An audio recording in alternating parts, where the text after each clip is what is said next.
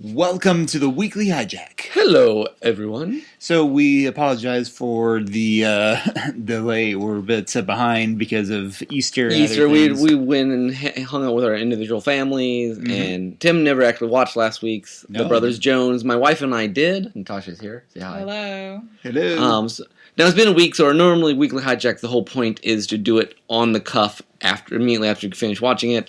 We did not do that, but we'll do a very quick rundown, Natasha and I, of The Brothers Jones. And I'll be the peanut gallery for this time. My memories of The Brothers Jones was that it was quite a good episode. Henry got his pen, and I thought, yes, Henry's doing something. He doesn't lie to his mom and do all that stuff. He just comes out and says, hey, I'm going to try to help you guys defeat Hades, etc., which was nice. The whole Cruella de Vil charming scene was kind of funny, where she's like, "Oh, I know you're not the evil brother. I would just try to make you uncomfortable." Oh yeah.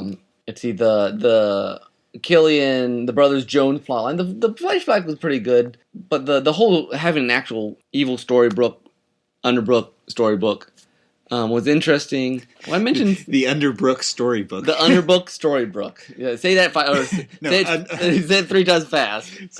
I'm not sure you said it once. The Underbrooke Storybook. There you go. Yes. 2 points for me. I don't know, Killian and Emma worked out some stuff. And, I thought it was nice that we did this. The Brothers Jones worked out their things, and his brother Liam and the whole crew got to go off to their version of a better place, which is kind of interesting. But I know, anyways, it worked pretty well. It just keeps moving things forward. You get these one-off moving people forward, and clearing up lines. Hook finally realized that he couldn't forgive himself for getting caught and being the Dark One and all that stuff. Mm-hmm. And after talking to his brother, he could. And so, yeah, I remember it being a very good, solid episode. And one more step on my increasing satisfaction and hope for this season, which I think continues with today's episode. Oh, you didn't give Natasha time to say anything, did you? Well, she's looking. Go, yes. Yeah, well, I don't know. I mean, it's, I'm not sure I can remember enough of the episode to really comment. Unfortunately. we thought about doing the moment of, and then baby needed diaper change and fed, and then after that we're like, we forgot. Oh, man. I know, we should have done it then. Maybe next time we will. All right. That makes sense what you said, though, about Hook, because he seemed much less Dark One-esque this episode. It really was a processing of his guilt last episode, which they've done really good this season. Snow processed her whole thing, and I guess kind of the whole magic thing with Regina, that one episode. Yeah. And Henry processed I'm going to actually accept this author thing, not try to change the past. I mean, so there have been a lot of decisions, which would be nice. Cool. And like you said, those seems like a lot of course correcting in some ways. Yeah. I think this episode is another example of this, the current week's episode, which I don't know the name of. I have Should no we look idea. real quick? Do you have it up? No, it's okay. We'll put it. It'll be in the episode title somewhere. But this current week's episode, this season, we start off this half season. Our first podcast was very skeptical. Yeah, not quite cynical, but skeptical. And they've been pleasantly good. Yeah, there's been a lot of good decisions in this episode. It was a Zelenna episode, which can be kind of hit and miss, but this one was more hit than miss. It's interesting because this episode reminded me in some ways of the Cora Rumpel episode when they flashed back and did their love story. Oh, okay. I mean, in just the sense that you have two bad people and they have a relationship, and you suddenly get new shades of them than you had before. Okay. Mm-hmm. Yeah, I was really curious. I was trying to figure out, pinpoint Hades toward the second half of this thing. Yeah. Because, my gut was that he was trying to manipulate her, but otherwise they were playing him pretty straight. He was so earnest about it. But yeah, I keep, the lost watcher in me is like he's lying. Yeah. Well, he's earnestly evil, too. I mean, it's really hard to tell if he has a good side at all. I mean, I feel like Zelenna. I'm like, I want to trust him, but I don't.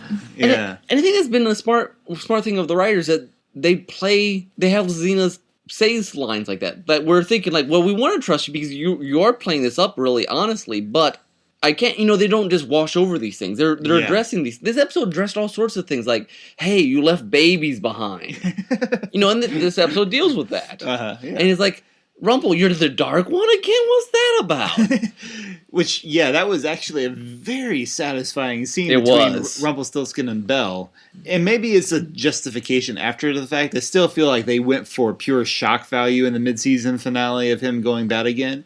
But at least they finally gave some sort of explanation. I still feel like they could have done some foreshadowing with, like maybe having him eyeing the Dark One's daggers kind of longingly or something. But it was a very good kind of DTR basically between Belle and Rumple. Well, and it helps, because we've had this it's been very hard to pinpoint what Rumple is the last couple. See, he very solid said, this is the crux of who I am. And suddenly it's like, oh, okay, this makes sense to me as a viewer. Like, I wish you would have said that, a long time ago. Yeah. Sometimes writers play cards too close to the chest that we need to. It kind of goes back to our implication podcast. Yeah. Like we need Derailed Trains of Thought. Yes. Blogspot.com. sometimes you want to hold that, but sometimes it's not getting through to your viewers what you have in mind. So you need to actually explain it. And this was a really good case of that. And we couldn't remember, and you hardcore oncers out there might know, but had we seen Dorothy before? Because man, I don't remember her ever showing They up played her in before. such a way that it's like, I want to see more of this story. Yeah. Like, it was the sort of thing, when you saw Dorothy running around, you wanted to do a miniseries like they did with Alice in Wonderland, which was really, I really enjoyed the Alice miniseries. And it was very similar, Alice, they made Alice kind of a tough heroine chick, and Dorothy here looked very similar. I think we have seen Dorothy, but was she more of a kid when we saw her? Oh, maybe. That could be. And then it's like the Return to Oz Dorothy. Possibly. I think you're right. It seems like we have seen her, but I did not remember her being like that. No, she wasn't like that. She was a kid, and I think she was kind of naive, and weren't there 3... Like pigtails still and all that sort of... I don't remember how she looked, but she didn't seem like that nice. Isn't there an episode when she, like... did something with the witches? There were more witches, and... Oh! Yeah, I think you're right. Yeah, it's vaguely familiar. Oh, sorry, we apologize. Our memories of some of these earlier seasons is very funny. Yeah, well, and that would have been like... When did they first introduce Zelenna? That was like, this is the 5th season. I want to say like sometime like second half of the 3rd. I think so. Yeah. So I think it was right after Frozen, wasn't it? No, it was the first half of that, because that was the monkeys and they did the time. That was the first half of season 3. Yeah. Was it? Because the second half was the Frozen, I think. That doesn't sound right to me. Because Elsa came out of her spell. Oh. Okay, yes, you're right. Or, yeah. No. Because Elsa came... That might be right. But I still think, like... Because I thought Frozen was the first half, because that was like the summer cliffhanger. Like, Elsa was going to come. Maybe. I felt like they built up that maybe. over summer. I just remember... Anyway, you're right. Never mind. But, it's not that important. We now still... that we've spent 5 minutes on it. Anyway. Some great dialogue this really? episode. Like, the Blind Witch has been great, actually. She's been much more entertaining these Underbrook than she was in the whatever original episode was. Like, when you can have just fun with, like, go check out the haunting phone booth. Yeah. Like, you breathe into this. It sells good on a black market. And Charmy's like, It's like, great. They're regulars now. They're they regular. feel bad. They're like... regulars in the Underworld. And then even the conversation between Hades he was fun this episode. I mean, he was very interesting. He's always fun. I think he's very interesting. Yes. His character. Yes. But him and Rumple, the opening conversation was very nice. Yeah, very nice. I don't have to tell you anything, but you keep telling me stuff. It's like the playing of the two. It's like two villains kind of playing off each other. It's good stuff. It was kind of sad to see the Scarecrow lose his brain, though. Yeah, that was kind of like, man. Which I was a little confused by that. I thought the whole point of the Scarecrow was that he didn't need or already had a brain. I never actually thought he had a physical brain. That sort of surprised me. Well, in this version, but yeah. And instantly, I would be curious to poll our listeners: which is the more garish of fantasy worlds, Wonderland or Oz? Oh. That's a good. I'm not sure exactly. Depends what colors you like best. On Once Upon a Time, typically, I think Oz is the more garish, but if you were going by Tim Burton standards, it might be Wonderland.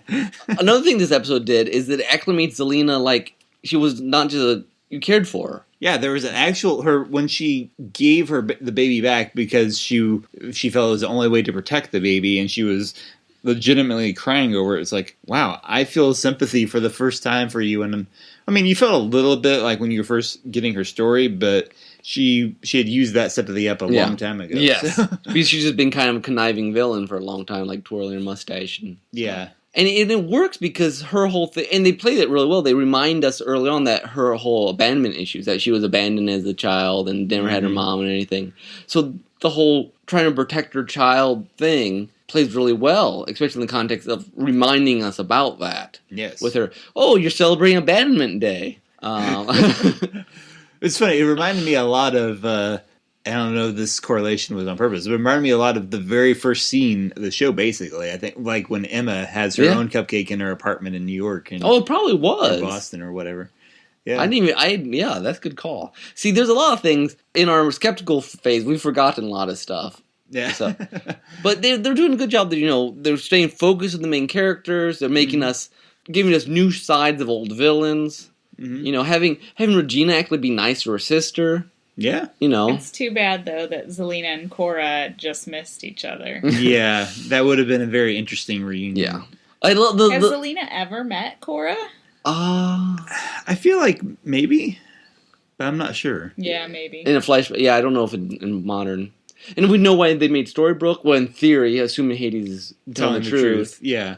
Not what I would have expected. Now, my question on that is, say he's telling the truth about everything. So he brought the baby to save the baby, which... but why wouldn't you just bring... I guess you wouldn't just bring Zelenna there because you're trying to prove to her that you're taking care of everything? Mm-hmm. I guess then you could save the baby and then go and give it back to her later as a, like, hey, look, I did this for you. Interesting. I mean, I guess if that is his goal, then all the side stuff with the Charmings is just kind of unrelated to his Storybrooke goal. Yeah. So, I mean, it's possible, but we'll see. We'll see. Yeah, but it's played straight enough that I could see either way happening. Yeah. Without calling foul. Mm-hmm. I had to also mention we loved it was the conversation with Hayden. Like, oh, you're all authors now. You all know what you're right. I'm like, yes, thank you. For all the writers in the room. That was good stuff.